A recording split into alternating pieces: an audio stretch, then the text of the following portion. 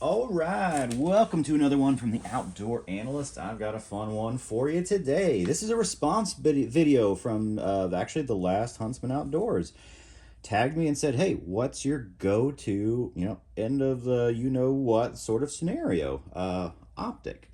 And I actually had to think about this for quite a bit. But before I dive in, if you wouldn't mind, hit that subscribe button. It really does help out the channel.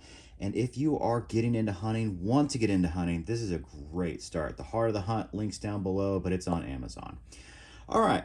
Now, I've done this a few times and I got flagged for some reason. I have no idea why. This is no way capable of carrying more than 20 rounds in any way, shape, or form. I don't have any of that here, and I'm not going to be messing with this in any way, shape, or form. I have an Optic up top here for YouTube. This is a Vortex Razor 1-6. Second focal plane, has a nice BDC reticle in it.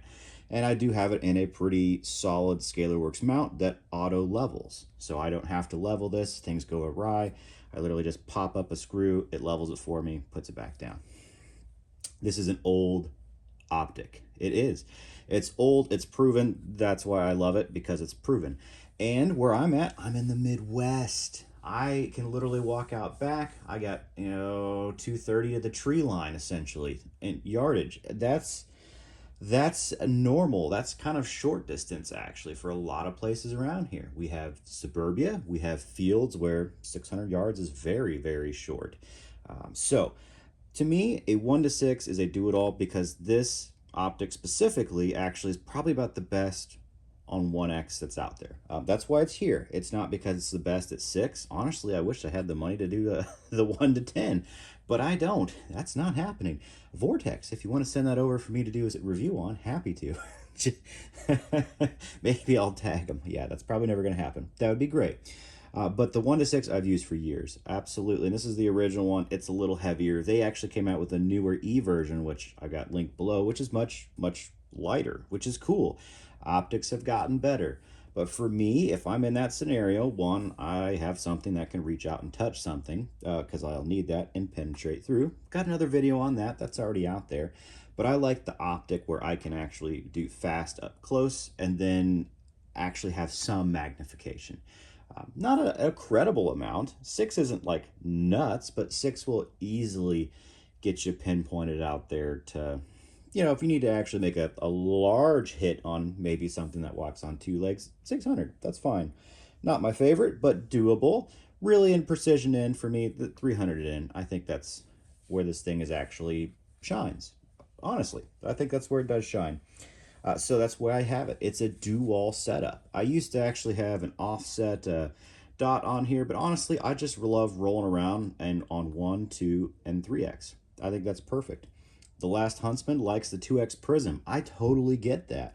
You have less mechanics going on. But if you have something like a Razor, this thing literally, you can drop it off a helicopter and it's totally fine. And I'm fine with that. I've banged this thing around. It doesn't lose zero. Glass is great on it.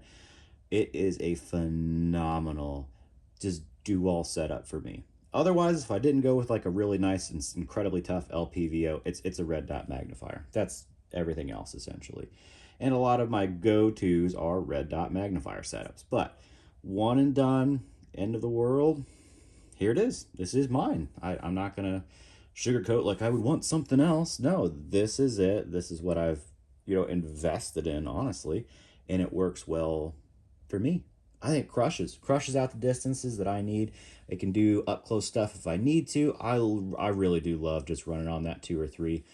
Now it doesn't dominate up close like a red dot, just because it has parallax. So that's the only downside, is the parallax issues. But they're still not very, very bad. Like, they're not crazy until you get out to distance and start putting your head in the wrong spot. But still, it's a thing. Holographics will always beat it on the 1, and that's where I have everything else essentially. But I love it. Cool setup. It rocks. Do I think everyone should have one? No. Does everyone live in the Midwest where you have corners of where you have like block distances and then you have 1,000, 2,000 yard distances? Probably not. That's the Midwest. We're just suburbia and fields. Like, that's pretty much all we are. Well, and tons of forest in between. But in a nutshell, this does everything really well. And I love hunting with it. And that's really what I think matters a lot. And honestly, you don't really need more than 3x to do that, but hey, it's nice to have 6 to actually identify some stuff that's got some distance on it. So I'm a big fan. Would I love more? Sure, I really do want to try the 1 to 10, but that is so far out of budget, not happening. All right, thanks for hanging out. I hope this was fun. I hope you got an idea of why I use this thing. It's because, well, yeah, a lot of distance. A lot of distance, and this is a pretty good do-all scenario. Not the best at everything by any means, but it does it all well enough for me, and I like it. All right, hope this was fun. Put your preferences down below too. This is such an open one. And also maybe kind of your location. That helps a little bit. I don't even know where you live, but you know, Midwest, mountains, that sort of thing, suburbia.